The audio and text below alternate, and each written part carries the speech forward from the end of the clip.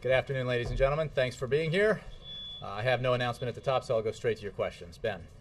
Thanks, Jay. There's a suddenly optimistic tone, it seems, on the Hill about getting all the last-minute business done, including the payroll tax. I wasn't sure I heard that kind of tone from the president today. So where do we stand from the White House perspective? Are we close to a deal, or at least closer to a deal? Well, two things. What you heard from the president today is him making clear what his position is, which is that he's out there making sure that middle-class Americans, working Americans, 160 million Americans, don't wake up on New Year's Day to find that their taxes went up because Congress refused to take action. That's his number one priority.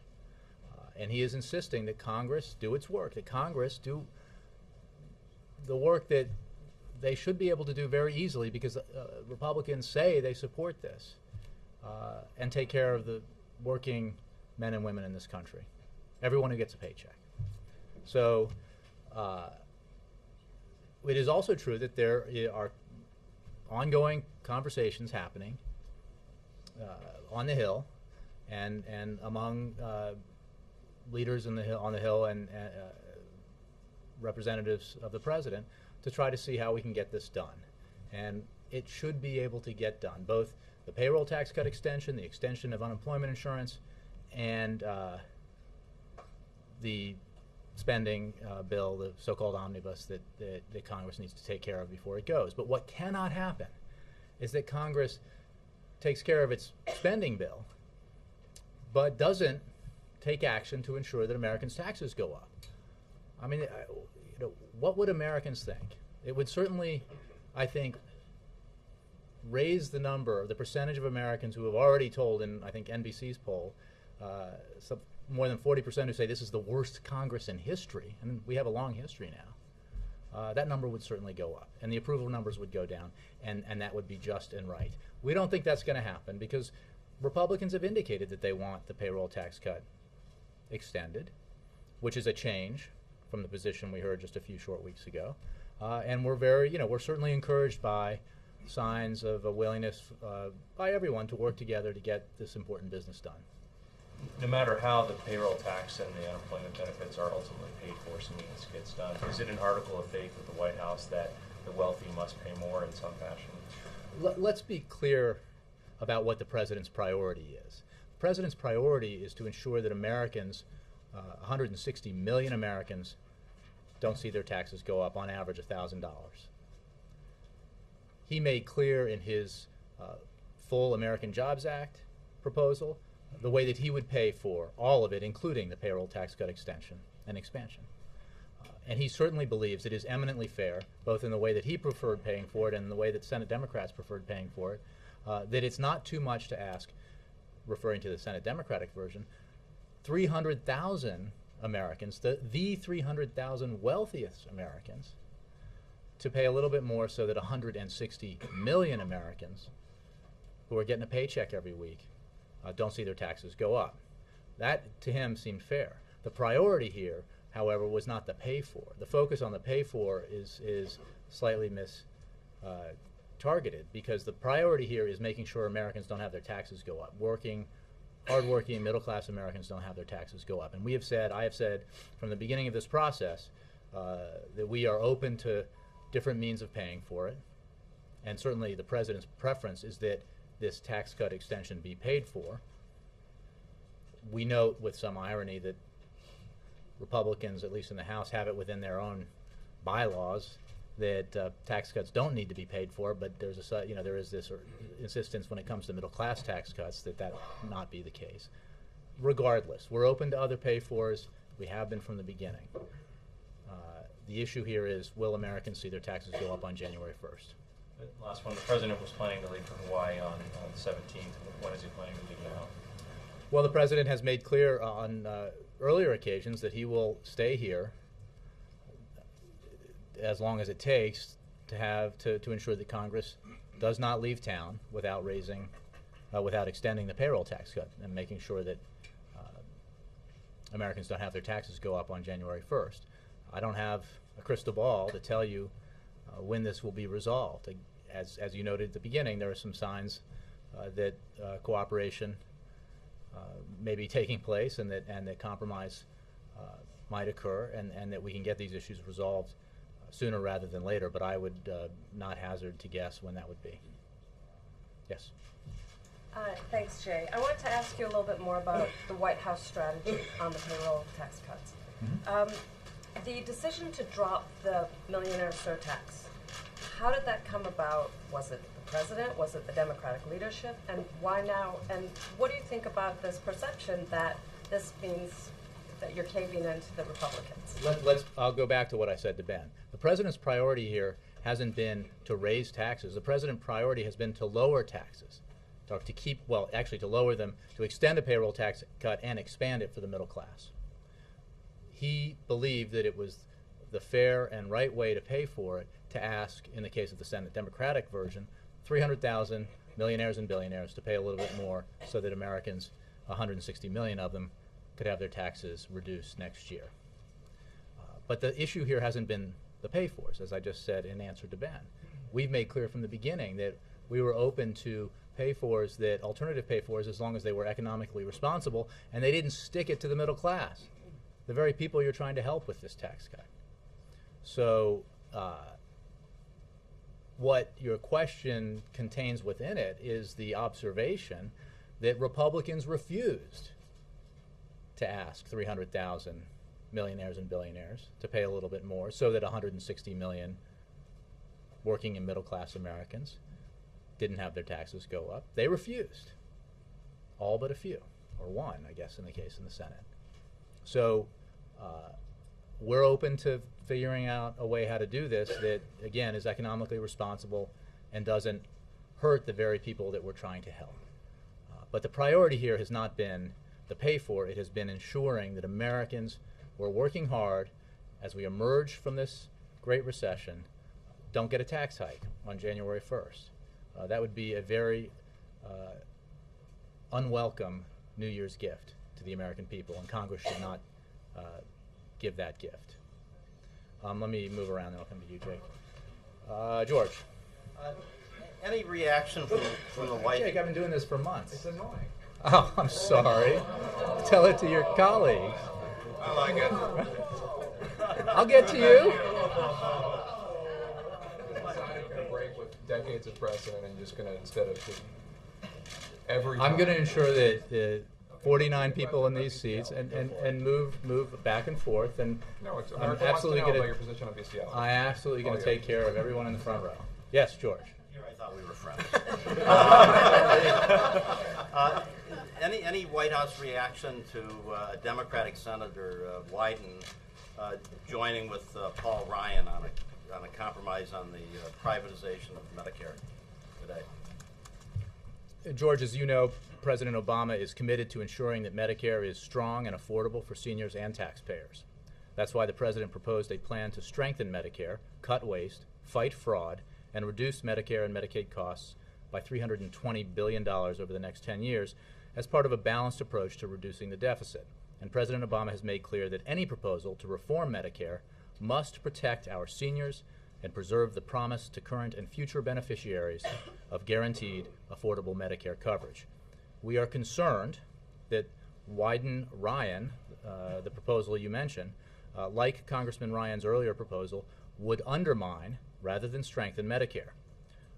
The Wyden-Ryan proposal could, over time, cause the traditional Medicare program to, quote, wither on the vine, because it would raise premiums, forcing many seniors to leave traditional Medicare and join private plans, and it would shift costs from the government to seniors. At the end of the day, this plan would end Medicare as we know it for millions of seniors. The Wyden-Ryan proposal is the wrong way to reform Medicare. That's our position. Jake?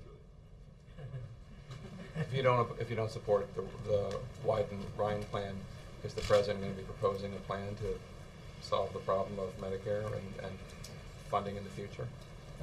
What I mentioned at the top is the president has, in fact, proposed that as part of his comprehensive deficit reduction and debt control plan, and he looks forward to working with Congress on that. And his whole point during... That's a solution, or I thought it just nibbles around the edges, doesn't it? No, the whole point that the president made during the negotiations this summer in the debt ceiling, and again when he put forward his proposal for the super committee, is that if we approach this in a balanced way, the way that bipartisan commissions recommend that we approach it, the way that the vast majority of Americans want us to approach it, we don't have to privatize Medicare. We don't have to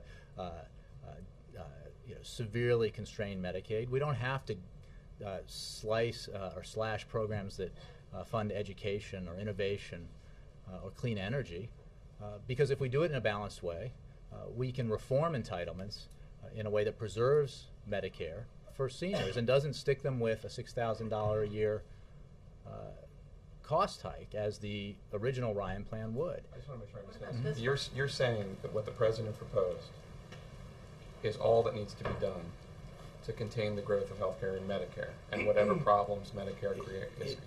Because that's what the Ryan Wyden plan is attempting to do. It was attempting to do, although within it, as I understand it, there's no, even in their own proposal, there's only the hope of cost savings. So what the president has proposed, as I just laid out, would result in $320 billion of savings over the next 10 years, would reform the entitlement programs in a way that would continue to allow them to provide the essential services that, in the case of Medicare, seniors deserve and must have, and would not require the kind of radical privatization or ending of Medicare as we know it that the Ryan proposal suggests and that the Wyden-Ryan plan gets you to eventually. So that's a yes. That all that would need to be done to Medicare is what the Well, president. I'm not saying that 5 years, 10 years down the road that, I mean, we are always having to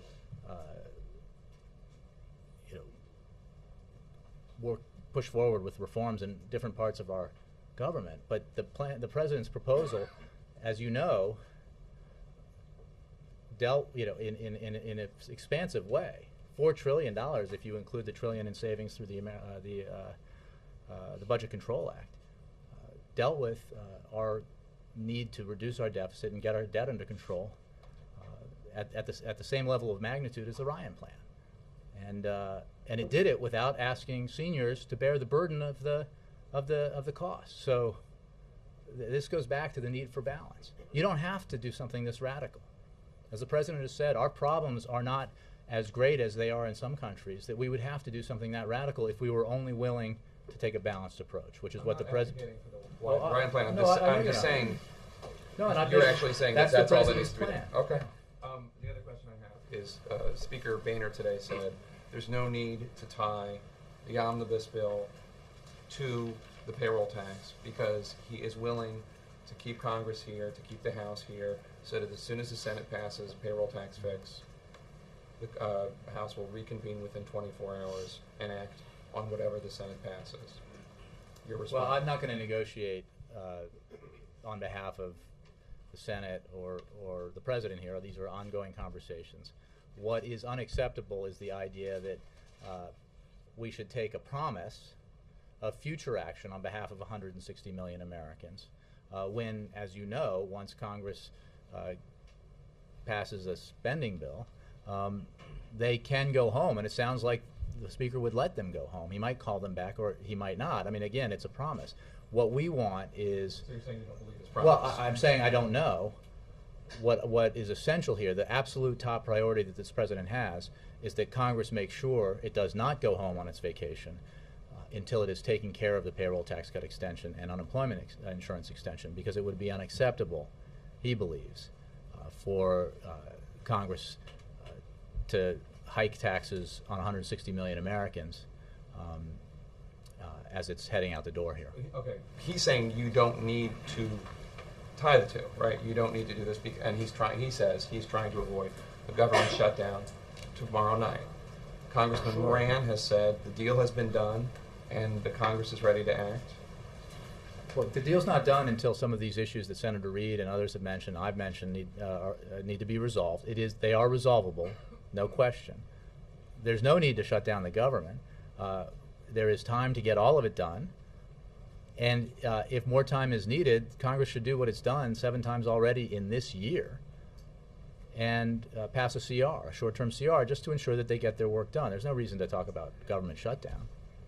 I guess I'm just surprised that the Speaker of the House is basically pledging, you don't need to do this, I'll keep the Congress here, we'll reconvene as soon as they're ready. But we as need soon to as the make Senate sure- passes something, we you're, need and you're to make basically sure saying, that- we don't believe you. You basically No, said, look, I'm just saying that a promise is meaningless. Jake, I'm just saying that there are negotiations going on.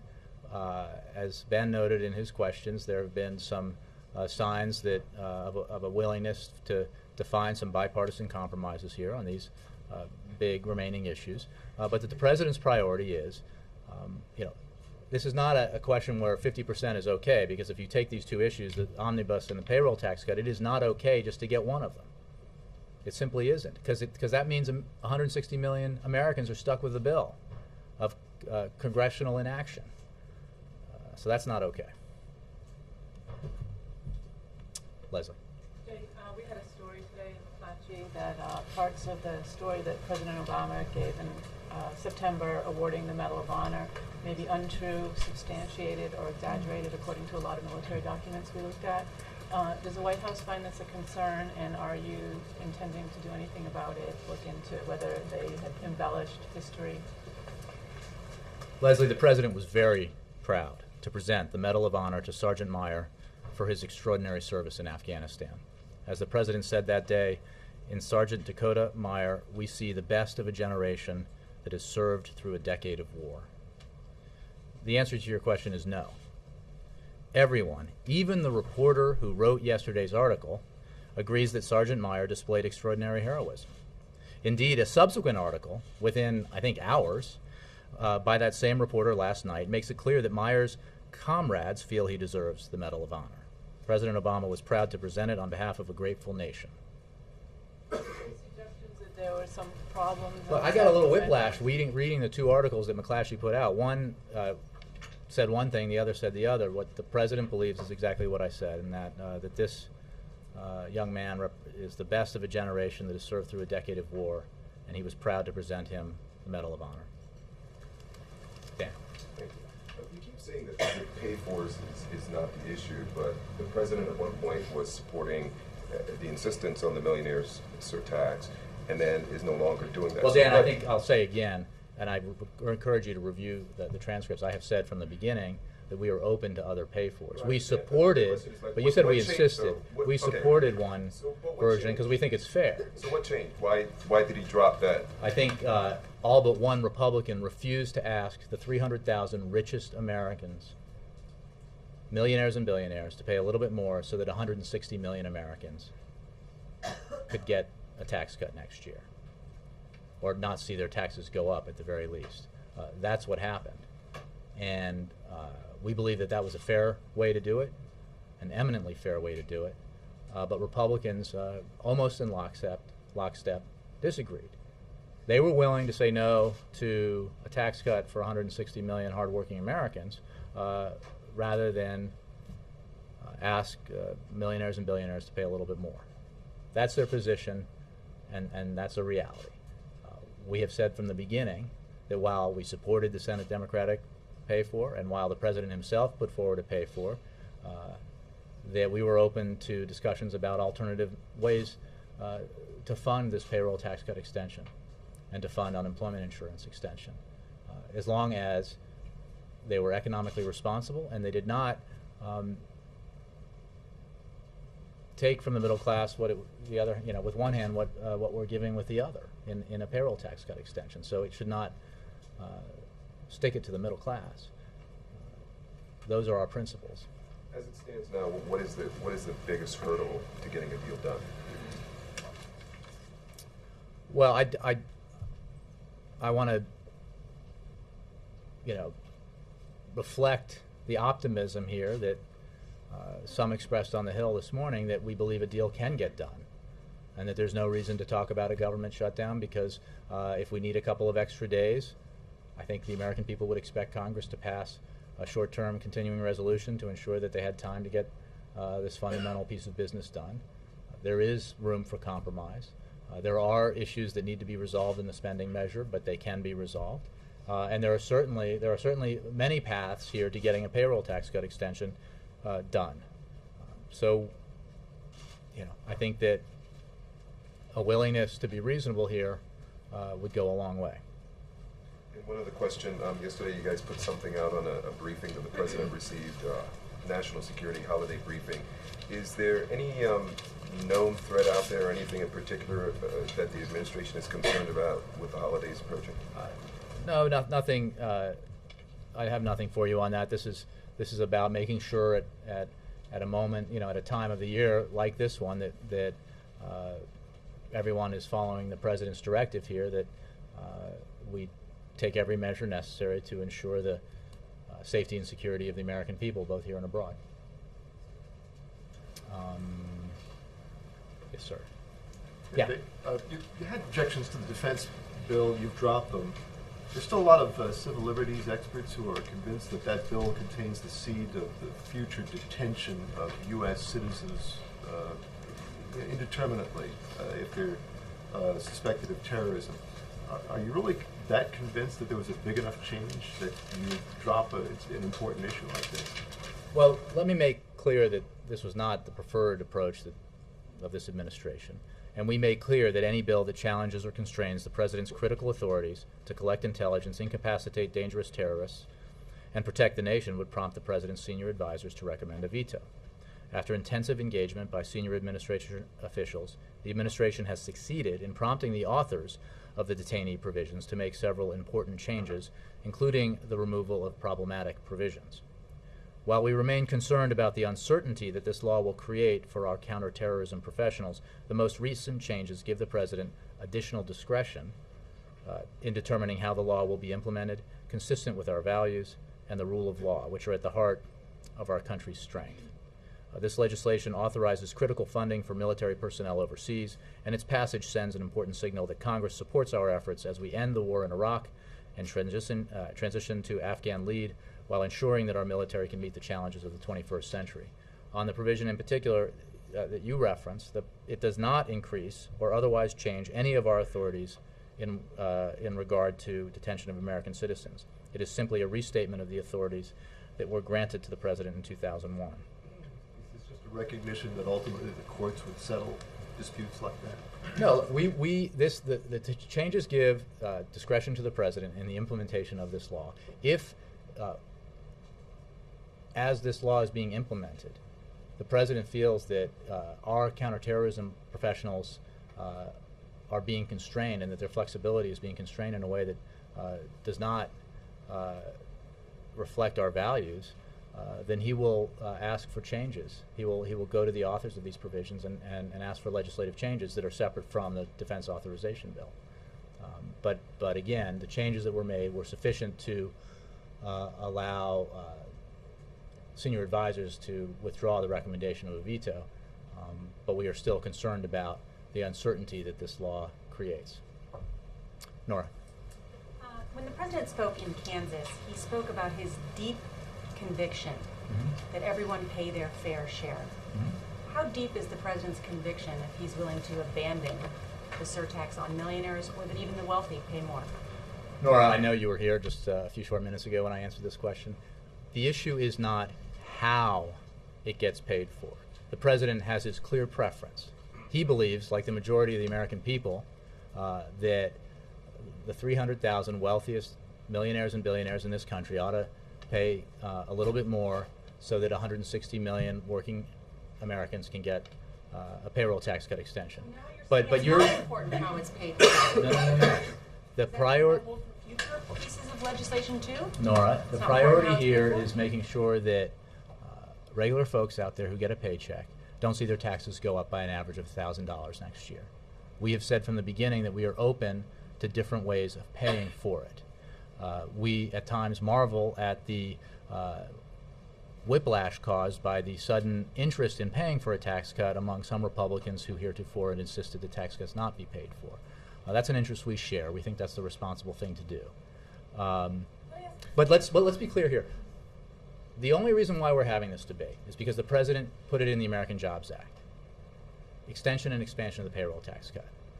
A few short weeks ago, I stood up here and read to you numerous statements by leading Republicans who said they weren't even for a payroll tax cut extension. They were perfectly happy to see 160 million Americans, including, I would assume, a majority of their own constituents, get stuck with a $1,000 tax hike next year, rather than ask millionaires and billionaires to pay a little bit extra. Folks who over the past 30 years have done exceptionally well, while the middle class has struggled. So we've come a fair distance here. Republicans now say they want this payroll tax cut extension, that they are interested in seeing middle class Americans not have their taxes go up. That's progress. What I think is essential here is that the president's priority has not been how it's paid for or raising taxes. It's been lowering taxes for the vast majority of Americans out there. When the president first proposed his American Jobs Act, with the price tag of over $400 billion, part of that was asking the wealthiest Americans to pay Yes. more.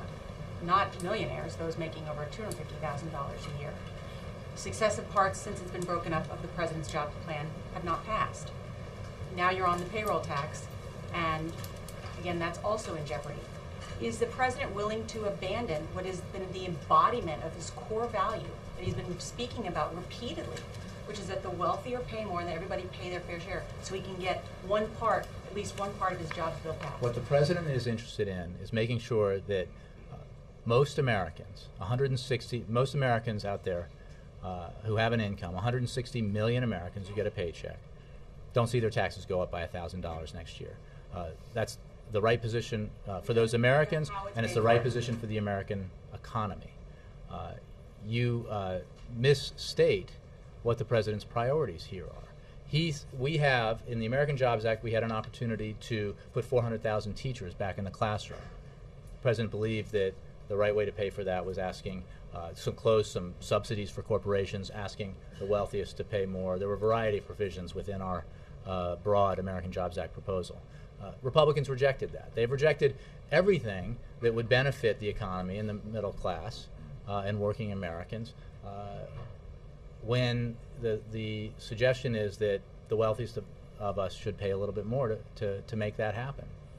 Because what's important to remember is the American Jobs Act would not have added a dime to our deficit. The president's very concerned about getting our deficits and debt under control. The issue with the payroll tax cut, an issue that Republicans used to support and now in the last few weeks support again, is that the American people cannot, in this stage of our recovery, or should not, be asked to pay $1,000 on average in taxes extra next year.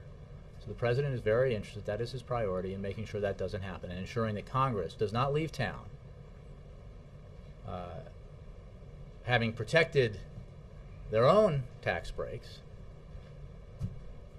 and the tax breaks of the wealthiest Americans, but not made sure that the American people didn't have their taxes go up. So that's been his priority here. Yeah, Ed. You seem, in all this, seem to be downplaying the notion when you say the priority here is not the pay for. You seem to be downplaying the idea that the pay for was important at all, when in fact, when the president went to Congress that very first night in September, he said that this American Jobs Act is paid for and that it's not going to add one dime to the deficit, I think was his phrase. Yes. Right? So are you now opening the door to passing this, because it's such a big priority, the payroll tax cut extension, without it being paid for? We strongly prefer that it be paid for. That's why the president put forward a proposal that it was paid for. That's why he supported the Democratic Senate alternative that had it paid for. And it's certainly, I have not seen any indication at this point that there's disagreement about the need to have it paid for. I think the question that you ask is, Well, Senator Reid and Durbin have both said this week that you could pass it without it being paid for, citing the fact that Republicans, as you noted, in fairness, have passed this payroll tax cut extension before without paying for it. You've cited and generally believe that no tax cut needs to be paid for. Right. So the door is now open to pass it without it being paid Again, for. I'm not negotiating, and I had this question, in earlier weeks when we were talking about different ways to pay for the We're payroll at the tax end cut. now. No, and I'm saying that my answer is the same. I'm not going to negotiate a hypothetical about whether, if that were to Is the happen. door closed? Are you saying under no circumstance? Because the I'm not president said it issuing- will not add a dime to the deficit. Is that now changed? Well, his American Jobs Act would not have added a dime to the deficit if Republicans hadn't blocked it, and his proposal for the American Jobs Act, or at least the version that he supported, or rather the payroll tax cut in the Senate that he supported, would not have added a dime to the deficit. I believe that we can, as I've said repeatedly now, that there are alternative ways to pay for this that can be found and compromised on that meet the president's principle that we don't do harm to the economy, we don't stick it to the middle class, the very people we're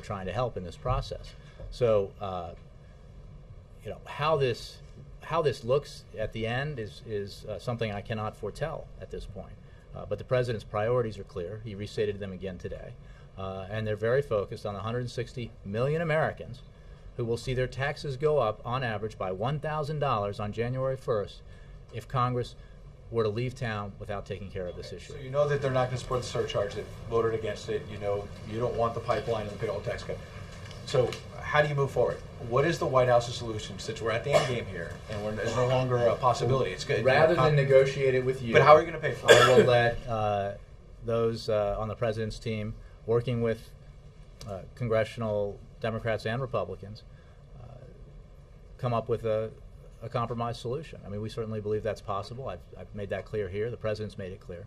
The president's priority is ensuring that hard-working Americans, middle-class Americans, don't see their taxes go up on January 1st. Okay, last thing on another subject. When Prime Minister Maliki was here this week, there have been reports that a former commander of the Iranian Revolutionary Guard, which was the U.S. officials say played a role in a 1996 terrorist attack that killed 19 U.S. servicemen. He was here at the White House with Prime Minister Maliki because he's a transportation minister. Transportation minister. Sorry, whose report is that? I believe the Washington Times has reported it. I think others have as well, but I think this is a Washington I have to take that question. Okay, I'm not can you aware give us of an it. answer later, though, whether he was here and whether that a background check had been done? I'll check on it for you. Okay, thanks. Laura? One of the prime reasons you gave for opposing the House version of the payroll tax bill was because it lifted the discretionary spending, lowered the discretionary spending caps. Would you rule out any agreement that lowered them by any amount? Well, what we've said about that specific Republican proposal is that the president would veto it. Again, what the contours of a compromise would look like, I don't want to speculate about from here. But the principle behind our concern with that specific measure is that while it was dressed up as one thing, the reality of it would be, in lowering the caps, the requirement that things like education and clean energy and innovation and other issues would other areas would be further cut. And there are two problems with that. One, we had a deal, and we expect members of Congress to keep their word on a deal that's only a few months old, that lowered non-defense discretionary spending to the lowest percentage of our economy since Dwight Eisenhower was president. So we're talking about substantial cuts already. As you know, the president certainly doesn't believe that that's necessary. Moreover, the principle here, as I've just stated a few times, is that we not do things that do harm to the very people we're trying to help through the middle class tax cut. So having said that, I don't want to tease out individual items and say this one might work in some compromise proposal, but this one won't. The president's principles are clear, and he wants to make sure that Congress not leave town having not done something to ensure that Americans don't see their taxes go up. So you're saying that obviously this is not your preference and you oppose it, but you're not saying that Again, I'm not going to cuts tease to out discretionary individual spending. items. I'm not going to tease out individual items and say that that's unacceptable, because what was unacceptable was the bill that was presented to us, or rather presented, and that we issued a statement of administration policy on. If there's another bill, we'll evaluate it once we see it. Thanks, Jay. You just talked about the negotiations that are going on. Has the president been personally involved in the negotiations? Well, I think, as you know, he was here with, or rather he invited and met with Senator Reid and other Senate Democratic leaders yesterday, and he's engaged in this very much so, as are key members of his team. I don't have telephone calls or meetings to read out to you, but absolutely the president's involved. Has he spoken to Speaker Boehner? Again, I don't have telephone calls or meetings to read out to you, or email. Be exchange. speaking to Speaker Boehner? I mean, is that important for him to reach out to the Republicans as well as we're getting closer? Again, I don't want this to deadline? speculate about what conversations he may or may not have in the future here in the next several days, but I can assure you that he is actively engaged in this and has made sure that his team is directly engaged in this, and he will continue to do everything he can to ensure that the priority he laid out just a hour ago be met, that Congress not leave Washington without making sure the middle class doesn't see its taxes go up on January 1st. Is he actively engaged with members of both parties without reading out specific meetings? Again, I don't have specific calls or meetings to read out to you, but he is engaged. And also, we're getting closer to this deadline of the government potentially shutting down. Has the administration taken any steps to prepare for that at this point? As you know, the Office of Management and Budget oversees that process for the White House, for the administration, and I would refer you to them. I can simply say that there are standard operating procedures here with which we are, through recent experience, fairly familiar, and the necessary actions are being taken and will be taken. And that's just out of an abundance of caution, and it's basically a requirement when we get this close to a deadline. There is no reason to get there. There's just no reason to get there. As Senate leaders of both parties have made clear and others have made clear, the differences in the spending bill are resolvable. And I think, as everybody now has made clear, that both parties want an extension of the payroll tax cut. Both parties want an extension of unemployment insurance. There's no reason why we can't get that done. And the president insists that Congress get that done because it is unacceptable to leave town, go home on a month-long vacation, having not done something to prevent Americans' taxes from going up on January 1st, when it would be so simple to get it done, when there's clearly now bipartisan support for getting it done. We hope and expect that will happen. Maura, and then Mr. Collinson. Can you explain what specifically is your problem with the Wyden-Ryan plan? Because it seems like the big news is that he's backed off replacing Medicare with a private system and giving these vouchers that are capped. It seems like a lot of the plan replicates the Affordable Care Act. And what is specifically that you think of the plan that would undermine? It creates an unlevel playing field that would result in private plans being able to attract healthier Americans, thereby driving up costs and premiums for Medicare and making it unsustainable for seniors to stay in traditional Medicare and force them to join private plans. So the result would is be tied to the cost of Medicare. but the result is the same. It basically causes traditional Medicare to wither on the vine, to use a phrase from your past and mine, Maura, and it's just not it's not necessary. It would shift costs from the government to the seniors, very much as the Ryan plan does.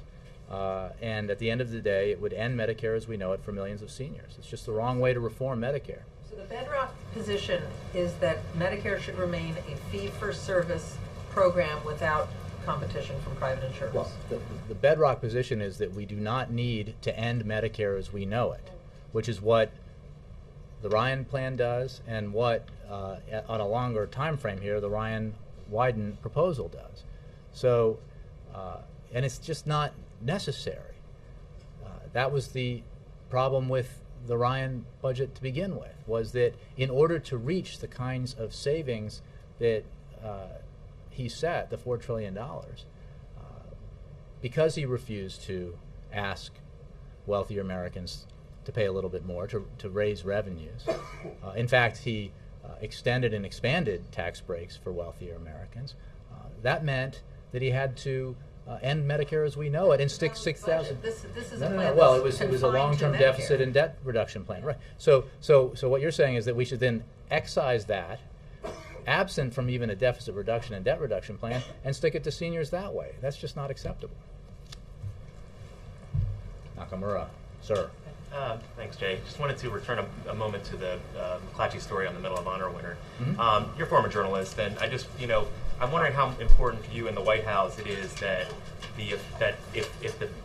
in answering her question, you said that the president stands by awarding the medal because Dakota Meyer's own colleagues said he acted heroically. I simply made clear in answer to the question that the same reporter who wrote that story posted a story shortly after that expansively cited testimony from Mr. Meyer's own comrades about his. It doesn't sound like anybody disagrees that he deserves the medal necessarily, but how important to you in the White House is it that the president or that the White House corrects a narrative that may not actually reflect the facts and available evidence of that night, regardless of how heroically he acted. Again, I would refer you to the Marine Corps and the process of vetting for Medal of Honor, proposed Medal of Honor recipients is, as I understand it, quite extensive and thorough. Obviously, that's done at the Department of Defense and by the branch of the military that's affected here, in this case, the Marine Corps. The President was very proud to present the Medal of Honor to Sergeant Meyer. He was that day, and he remains proud today of his extraordinary service. The vetted transcript from the transcript that the President read into the public record that day. The President's remarks were based on the extensive documentation provided by the Department of Defense and the Marine Corps, including sworn testimony from Sergeant Meyer himself and sworn eyewitness testimonies of others present at the scene. White House staff also personally spoke with Sergeant Meyer. Our primary resource for the President's remarks was the official documentation provided by the Marine Corps, including sworn testimony from Sergeant Meyer, and as I said, sworn eyewitness testimonies of others present. The President remains very proud of Sergeant Meyer and the remarkable acts of bravery that he displayed on that day. I think, yes, Steve. In these negotiations on the Hill, is the White House prepared to discuss at all the Keystone Pipeline, or is it still the position that A, that's beyond the purview of Congress to start with, and B, it has nothing to do with payroll tax? Well, it certainly has nothing to do with payroll tax cut, extension, and expansion. It certainly is beyond the purview of Congress to speed up a review process that is essential to making sure that all criteria here, all factors are weighed when a decision is made whether to grant a permit or not. And remember, the process was extended because of opposition to the location of a pipeline through Nebraska, opposition that included the Republican governor of that state. Alternative routes are being explored. I believe that the company that's seeking the permit has said recently in the last day or two that they have not even identified yet an alternate route. So the idea that, as the State Department has made clear, that they could properly conduct a review in a 60-day time period seems to be based on politics and not reality, or certainly not sound judgment. So, that's our position on what is clearly a highly extraneous provision of the House Republican proposal. Okay. Would you say absolutely that the President would veto any legislation that has Keystone in it? The word veto, I haven't heard. What the President said, I would remind you, is that he would reject a provision, he would reject a proposal that tried to mandate approval of the Keystone project. That's what he said. I believe we were over in South Court when he said that, when he was asked about that. I again, having, with what the State Department has said and having just explained in my answer to Steve there, what the House put forward was an attempt to speed up a process that circumvents the kind of thorough and necessarily cautious review that the State Department would need to conduct here. That's wrong-headed and I would say counterproductive. But I'm not going to. Let's see what emerges from the discussions that are taking place on the Hill. Instead of 60 days, if it was 90 days or the process was longer, would that? I think that the proper way for this to take place is for the State Department to conduct a thorough review based on decades of tradition here, tradition that exists for a reason, because these are important decisions that need to be made. And as I indicated earlier, the very company that's asking for a permit hasn't identified an alternate route. So how could we possibly ask or try to short-circuit this process and have a review process take place that would clearly be too short for the kind of review that's necessary? Just one other thing. The managing director of the IMF said this morning that the crisis is unfolding in Europe and escalating. I'm curious, and also she said that Christine Lagarde said that it's something that the Eurozone countries can't handle alone. Has the President made any phone calls to Merkel or any other leaders recently, and is there a plan B? I don't have any presidential calls or communications to read out. He's obviously being briefed regularly on this by Secretary Geithner and others. our position on the important steps that Europe has taken thus far and the need for Europe to take other steps to conclusively and decisively resolve this crisis hasn't changed.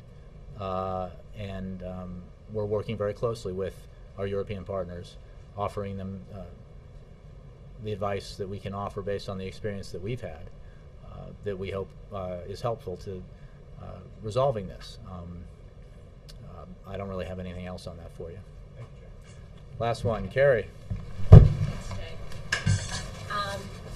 Can you explain why the statement last night called the omnibus or the appropriations agreement, why it was called a Republican proposal, given that Democratic appropriators on the Hill are saying they signed off on it, or is Well, it because agreement? the Republicans submitted a proposal that's not is not a Democratic proposal. It's a Republican proposal. But Democratic Well, that's what- appropriators signed off on it. And Well, they didn't sign voted off for on the it. Republicans filing a bill at 11:40 at night on their own. I mean, that's just not the case. So, and as Senator Reid made clear, there are still issues that need to be resolved, that can be resolved, should be resolved. We're pleased with the progress that has been made on the omnibus. But this was about tactics and politics, having the Republicans put this down close to midnight last night. I don't think that's very much in doubt. And what they put out last night, not what was apparently under discussion earlier in the week and had been. Because I'm just a little confused because. Well, the House Republicans, as I believe, filed a bill last night by themselves that is an omnibus bill, and that is not a conference bill. It is not a Democratic and Republican bill. It is a House Republican bill, which is, I'm sure, part of the atmospherics and tactics here.